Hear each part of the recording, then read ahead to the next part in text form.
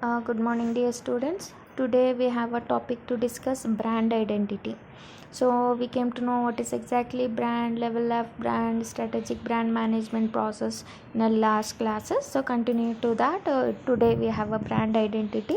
So we'll go for what exactly the brand identity means.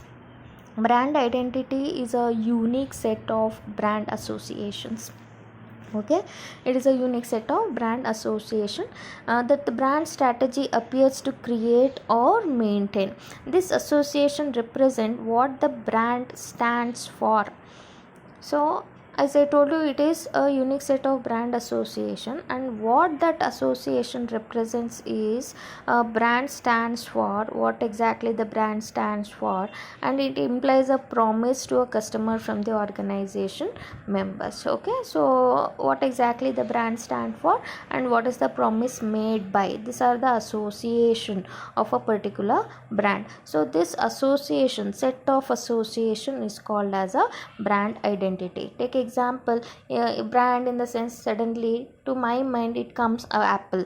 Why? Because Apple, it is going to keep up the promise of the customers, and next it is going to represent what it is stands for. It stands for a quality. Okay, so the performance, the quality is there, and it is going to keep up the promise. So that is how I am going to identify a particular brand. So why I am going to identify it? Because it is associated with the promises, it is associated with the performance, associated with the quality. So that is why I am identifying a particular brand. So that is called as a brand identity. Okay, so here some definition given by Keffer in 2008. Actually, a brand is not the name of a product, is the vision that drives the creation of a product and services under that name. That vision, the key belief of the brands and its core value, is called identity. So brand is not the name of a product. So under the vision, rather brand is a vision. Under that particular vision, we are going to create some product and services under the brand name. And again, that vision will have a key belief of the brand and it's a core value. Belief and the value of the brand is called as a identity. Product and the services is the name of the brand, and the promises and the belief and the value is called as a identity. Totally the brand identity. Brand we are going to identify in the form of product, performance, value, quality and all. So that is called as a brand identity. So to identify the brand, we are having a Keffer model only. So like we check for Keffer model later. First one, we are having a Akers framework brand identity perspective, very important for your examination point of view. Here this hackers is going to identify a brand in a 4 different corner. Product as a brand as a product, and brand as organization, and the brand as a person, and the brand as a symbol. Okay, so the brand as a product, the brand as a symbol, and the brand as a organization, and the brand as a person. So these are the 4 basic concepts that Akers is going to explain about the brand identity. Brand we are going to identify as a product. Okay, so the product are the product scope, who are all can use the product, who is the target customers of the product, and how it is going to be benefited, which age category it is benefited, either it is a male version product or the female version of the product. Everything comes under the product scope. And product related attributes, what are the attributes related to that? Either it is a color, a packing style, or the size of the product, design of the product, everything includes in a product attributes. And of course a quality and the value. And the next with association with a use occasion and association with the users, how the products are going to be used, in which occasion it is going to be used, and association with the users, and how users are having a relationship with the product, and link to a country or a region. The product is going to be linked to a particular region or a particular country.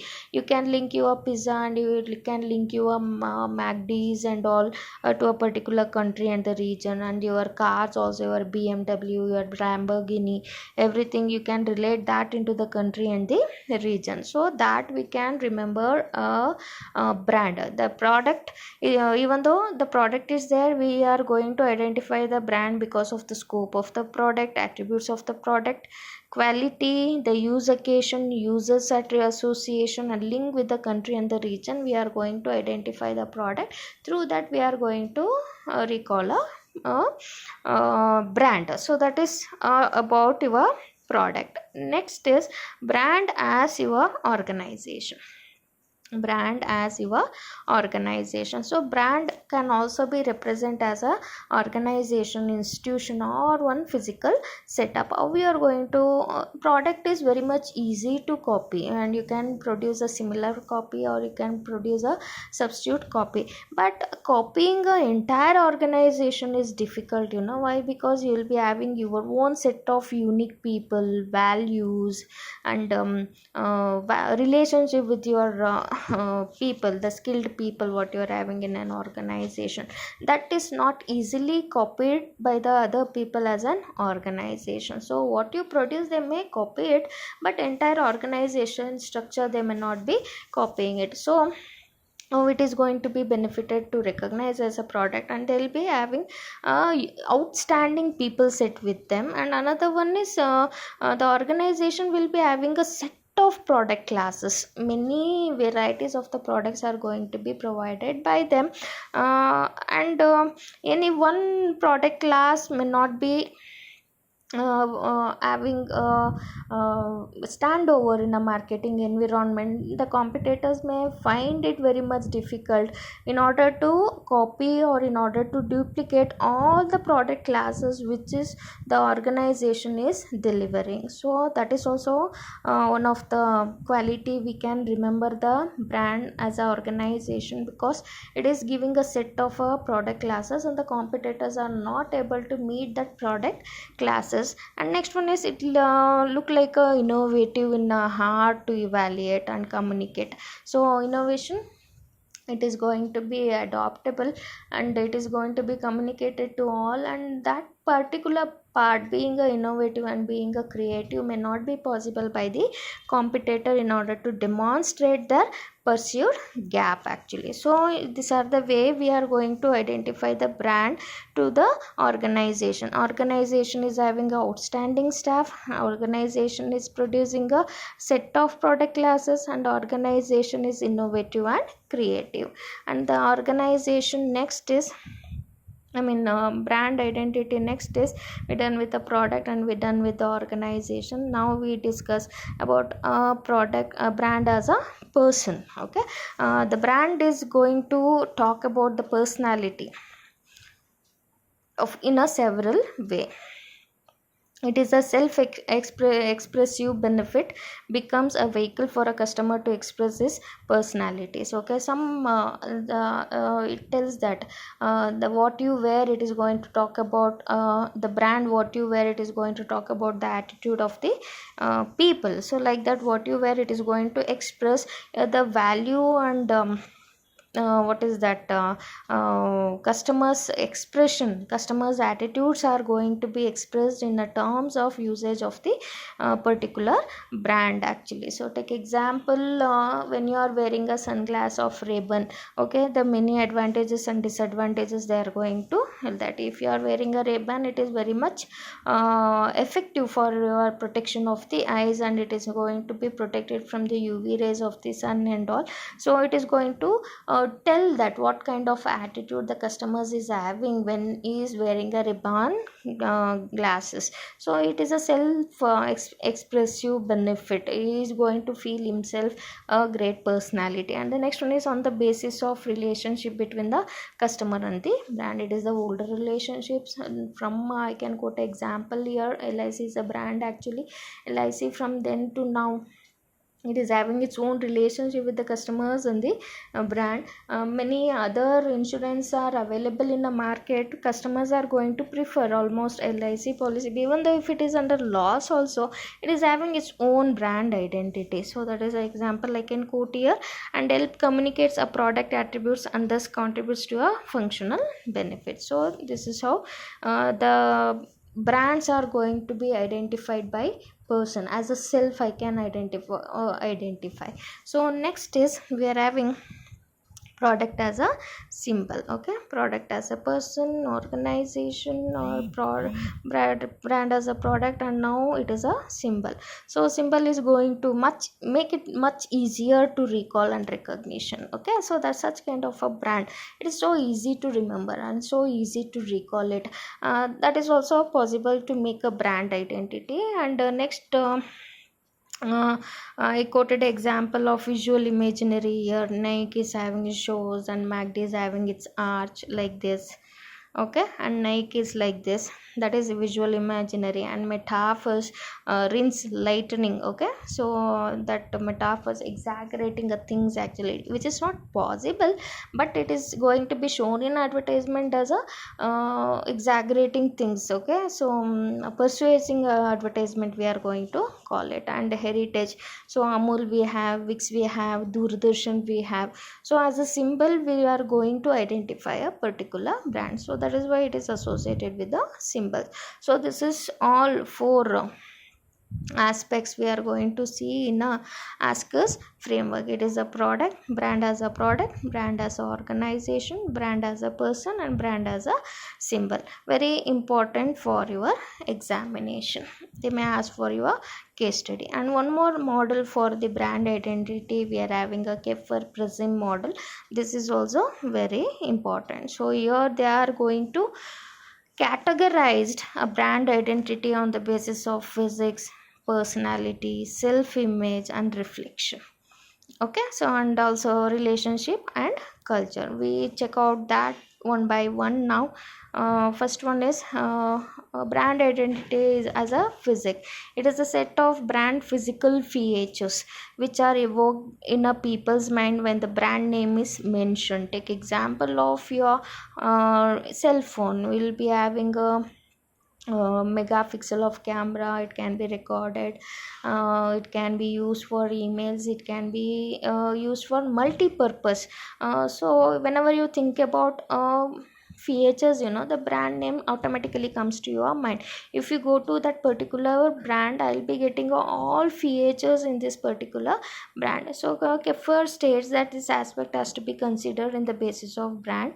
It integrates both tangible and intangible values. So it is not only the physical aspects of the product, either it is a shape, design, color, and all. Sometimes it is a intangible aspects also, the satisfaction level, the history, and background of the brand is also considered as a physic of brand identity. Next one is personality. As I told you, it is a brand character. The brand is going to talk about the personality of a particular product. So we are going to associate a particular product with this particular character. So here we have a slim laptop with association with a particular celebrity. So it is going to talk about a celebrity's personality. The celebrity's personalities are associated with this particular product. So it may be a color, it may be a features, it may be a using specification, anything may be related to general personalities of the celebrities, and we are going to try to identify the brands. And next we are having culture. We are going to remember the brand, or we are going to identify the brand through the culture. So we can identify MACD as a culture of your US American values, and Mercedes Benz as a value or the culture of your German. So it represents their rituals and represents their spiritualities and represent their values in their particular country. So the brands are going to be identified through culture also. And the next is a relationship, how the brand is having a relationship with their customer. Through that also brand can be identified. I quoted an example here, a pizza, Domino's pizza, 30 minutes delivery. Okay, so that 30 minutes only makes a relationship with the customers. If they're having any urgency, they'll call for Domino's and food is ready for 30 minutes. Take example of Maggie also. Maggie can be prepared in 2 minutes. That is the relationship they are maintained with the customer. So identifying those relationship also, you can recall the brands in a actual environment. And the next, we are having a reflection in the sense, makes reference to the stereotypical user for the brand and is the sources for identification. I quoted an example of Coca-Cola here. And Coca-Cola, now we are having a family pack actually, but whenever we are having a Coke advertisement, now we always use a teen generation, age from 15 to 18, but usage of that particular product, it is target group of that particular product is also some other age group also, beyond 60, beyond 50s also. But why we reflect this particular brand with the teenagers of 15 to 18 years, in the sense they're fun, they'll be having more fun, they'll be having more sports, they'll be having more friendship, the leisure time is more, that is why we are going to associate a brand, the reflection of particular aspects. So that also we can identify the brands in a market. And the next one is self image, how customers see himself and compare to the brand. So I am going to compare myself with others, what's the brand I'm using and what's the brand I'm not using. So it is the symbol, actually the flashcards. So the identity is also remembered, so that fellow is using that brand, I'm using this brand, making a comparison and identifying your own self images. The brands also can be identified. So from this discussion, the brand identity, we are discussed a Kepler model and we are discussed Akash model. Two are very much important for your examination point of view. They may ask for the case study or they may ask for 10 marks relating to this model for particular product. Okay, they may ask for BMW, they may ask for Lamborghini, any other products. With an example, you need to explain this brand identity frameworks. Okay, any doubt, you can call me back. Thank you all.